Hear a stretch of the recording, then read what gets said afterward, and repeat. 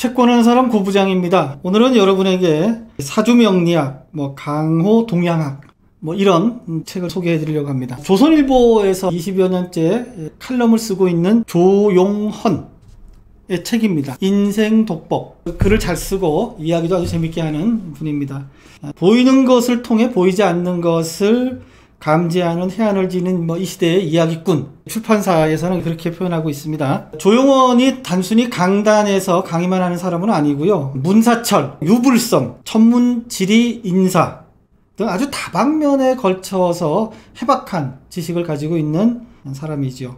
본인은 스스로를 강호 동양학이다 이렇게 얘기하고 있습니다. 많은 책을 읽고 또 많은 여행을 통해서 경험하고 실천함으로써 이치를 찾아내고 무한한 대자연의 이치를 깨달아 자연으로 돌아가야 한다는 것이 그가 세상 사람들에게 전하고자 하는 메시지입니다. 음양오행은 동양 철학에서 가장 큰 뼈대입니다. 이것으로 하늘의 뜻인 사주팔자도 설명하고 풍수도 보고 인체의 양생과 질병도 설명합니다. 음양오행이 나온 지는 2500년이나 되었지만 지금도 우리 생활에 지대한 영향을 미치고 있을 만큼 생명력이 길고 강합니다. 음양오행은 완결적인 하나의 거대한 사상 시스템이라고도 할 수 있다. 음과 양, 음과 양은 하늘의 태양과 달을 가리킵니다. 해와 달은 인간에게도 적용됩니다. 해는 남자고 달은 여자로 표현됩니다. 체질에도 음과 양이 있죠. 음체질은 21세기에 최적화된 체질이다.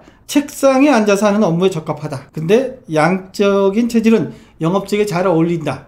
이렇게 간단하게 얘기하기도 하네요. 오행이라는 것은 수화, 목금, 토를 말합니다. 오행에 행이 붙은 이유는 5가지가 고정되지 않고 계속해서 서로 상호 순환되기 때문입니다. 그래서 집안 족보 확렬도 오행의 원리에 따라서 짓고 인체의 오장육부도 오행 원리에 따라서 설명됩니다. 한의학이란 것이 여기서부터 시작되는 거죠. 음양오행은 풍수, 관상, 장명, 체질 등 일상에서 지속적으로 적용되어 온 세계관이자 경륜과 지혜이기도 합니다. 강한 부분은 눌러주고 약한 부분은 보강해 주어서 조화와 균형을 이루는 것이 핵심입니다. 세상을 살다 보면 아슬아슬한 순간들이 꽤 있습니다. 교통사고를 당해서 죽을 수도 있고 또 몸이 아파서 세상을 달리할 수도 있습니다. 그럴 때마다 아주 묘하게도 주변의 도움을 받아서 또는 우연한 계기로 이런 위험으로부터 벗어나기도 합니다. 이렇게 위기에서 극적으로 벗어났을 때 보호령이라는 것이 있지 않는가라는 것을 느낀다고 합니다. 이 보호령이라는 것이 뭔가 하면은 사람 뒤에서 위기 때마다 도와주는 영적인 힘을 보호령이라고 얘기하고 있습니다. 누구에게나 보호령이 있는 것은 아닙니다. 보호령이 있는 사람은 말이 많지 않고 쉽게 성질을 내지도 않습니다.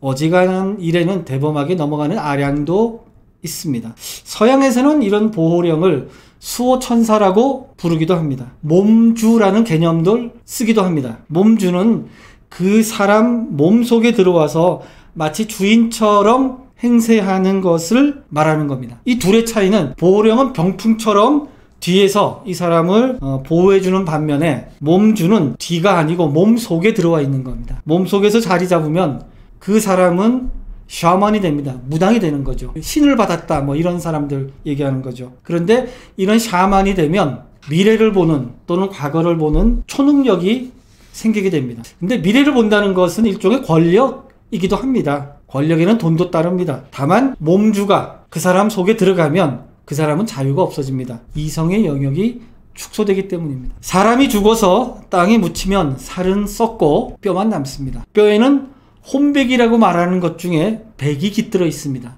사람이 죽으면 혼은 위로 올라가고 백은 아래로 내려가는데 그것이 뼈에 남아 있어서 후손에게 영향을 미친다 이렇게 보고 있습니다. 그래서 조상의 묘가 어디에 있느냐가 굉장히 중요하다 이렇게 얘기들 하죠. 또 조용헌은 터에 대해서 얘기합니다.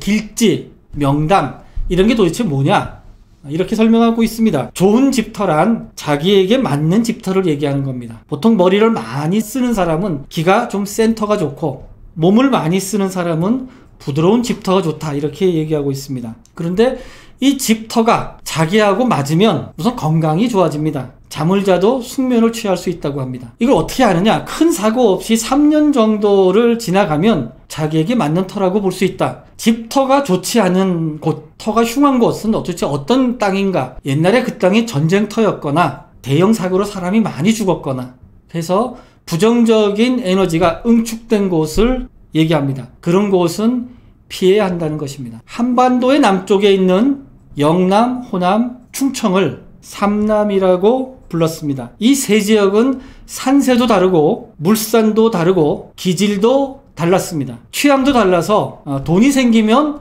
무엇을 하는가도 달랐다고 합니다. 먼저 돈이 생기면 충청도 사람들은 옷을 사 입었다고 합니다. 충청도에는 높은 벼슬을 한 양반들이 차고 넘쳤다고 합니다. 그래서 양반은 의관을 정제하는 것이 가장 기본적인 예의였기 때문에 옷을 먼저 구입했다고 합니다. 전라도 사람들은 무엇을 했을까요?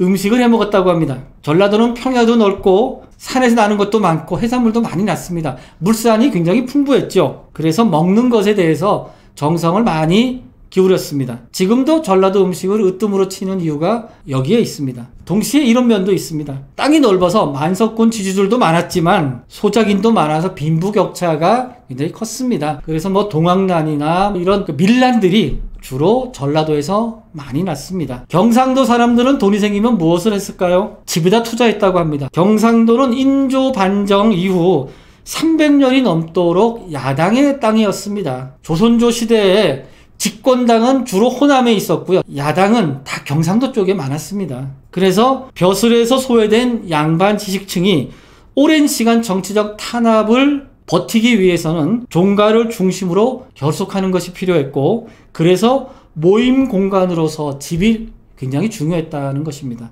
이 세 지역의 특징을 잡아내고 그것이 왜 그런 있는가를 설명하는 조용원의 설법이 나름 굉장히 흥미롭지 않습니까? 반란에 대해서도 얘기하고 있습니다. 반란이라는 것은 이래 주거나 저래 주거나 잃을 것이 없는 사람들이 일으키는 것이다. 가진 게 많은 기득청은 반란을 일으키기 어렵다. 때문에 목숨을 거는 그런 거사를 하려면 어떤 사람들이 같이 해야 할까요? 혈연과 학연과 지연이 겹치면 목숨을 비롯해서 모든 것을 내걸고 승부를 걸 수 있다. 이렇게 얘기합니다. 이 세 가지 연이 인간사회에 작용하는 것은 오늘날 한국 사회에서도 여전합니다. 겉으로는 아니라고 손짓하지만 속으로 들어가 보면 이 세 가지 인연이 은밀하게 작동하고 있습니다. 우리 모두가 잘 아는 호남향후의 고려대학교, 해병대 이런 것들이 다 학연, 지연, 혈연이 서로 얽혀서 만들어진 것 아니겠습니까?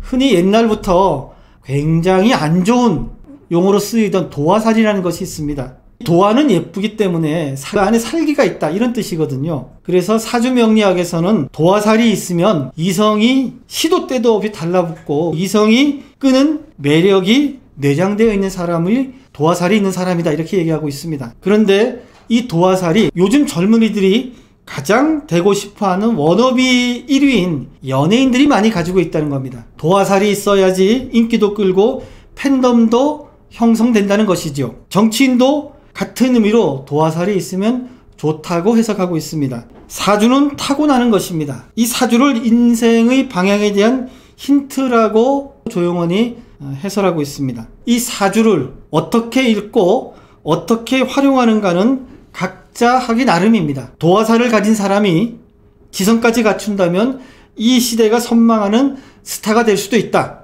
이렇게 얘기하고 있습니다. 조용원은 인생 공부에는 좌도의 길과 우도의 길이 있다라고 설명하고 있습니다. 좌도는 빠른 길이고 우도는 조금 느린 길입니다. 좌도의 길은 피땀, 눈물이 요구되는 다소 험한 그런 길이죠. 이런 길을 갔던 사람들이 어떤 사람들일까요? 예수, 공자 이런 사람들을 비롯해서 많은 성각자들이 고행의 길을 걸었고 고호나 이중섭 등 걸출한 예술가들이 이런 험한 길을 걸었다 이렇게 설명하고 있습니다. 반면에 천천히 가는 우도의 길은 독, 만권서, 행, 만리로의 길이다 이렇게 얘기합니다. 만권의 책을 보고 만리의 여행을 하는 길, 이것이 우도의 길이다 이렇게 설명하고 있습니다.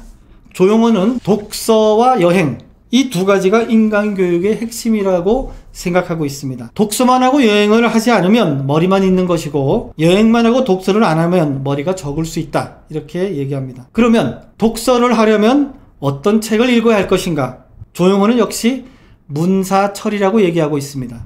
펠레폰네소스 전쟁사를 읽으면서 고대 그리스의 합종연행 방식을 배울 수 있고, 그리스가 어떻게 설득했고 어떻게 전략을 짜고 어떻게 나라가 망하고 흥했는지를 알 수 있다는 것입니다. 역사 공부의 묘미는 바둑처럼 복기해 보는 데 있습니다. 복기를 해보면 교훈과 통찰 그리고 식견이 축적됩니다. 그리고 나서 현장이 보고 싶다면 그때 현장을 가서 보면 그 감흥과 그 느낌이 배가 된다, 이렇게 얘기하고 있습니다. 인도 철학사에서 오랫동안 논쟁이 되어 온 것이 바로 결정론입니다. 운명이 이미 결정되어 있는가, 아니면 중간에 바꿀 수도 있는가, 이 얘기죠. 조용호는 팔자는 정해져 있다, 이렇게 단언합니다. 어지간해서는 바꿀 수가 없어서 자기 팔자대로 산다고 봅니다. 그렇다면 바꿀 수 있는 방법이 전혀 없을까요? 바꿀 수 있다. 그런데 그 바꾸는 비율이 한 10% 정도 바꿀 수 있다. 여기서 중요한 점은 10%의 노력으로 바꿀 수 있다면 전체 100이 바뀔 수도 있다는 거예요. 그러니까 팔자는 바꾸기 어렵지만 조금 노력해서 일부분을 바꾸면 그것의 영향으로 전체가 다 바뀔 수 있다, 이렇게 얘기하는 것이죠. 그래서 결과적으로는 팔자는 바꿀 수 있다는 것이 조용원의 이야기입니다. 10%의 노력이라는 것이 어떤 것인가? 조용원은 이렇게 설명하고 있습니다. 첫째, 적선을 얘기하고 있습니다. 선을 행하라, 자비를 행하라, 자선을 행하라, 이런 얘기죠. 둘째, 스승. 좋은 가르침을 주는 스승을 만나서 공부하면 변할 수 있다. 셋째, 기도와 명상입니다. 자기 스스로를 닦고 자기 스스로를 보는 행동이지요. 넷째가 독서, 책을 읽어라, 이런 얘기고요. 다섯째가 명당, 조상의 몇 자리를 좋은 데 쓰고 좋은 집터에서 살아라, 이런 얘기입니다. 그리고 여섯째가 지명입니다. 지명이라는 것이 무엇인가? 자기 팔자, 자기 분수, 자기의 본분을 알고서 살아가라는 얘기입니다. 이 6가지는 조용원이 정리한 게 아니고요, 아주 오랜 옛날부터 내려오는 선조들의 지혜, 그 지혜에서 밝혀낸 것이다, 이렇게 얘기합니다. 조용원의 주장에 동의하실 수 있겠습니까? 이 팔자를 바꿀 수 있다는 조용원의 얘기에 동의하신다면, 또는 반대하신다면, 이 6가지를 어떻게 하는 것인가 궁금해 하신다면 이 책 조용원의 인생독법을 보십시오. 굉장히 자세하게 설명하고 있습니다. 직접 읽어보시고 여러분도 판단해 보시기 바랍니다. 제가 이 책 조용원의 인생독법에 주는 별점은 3입니다.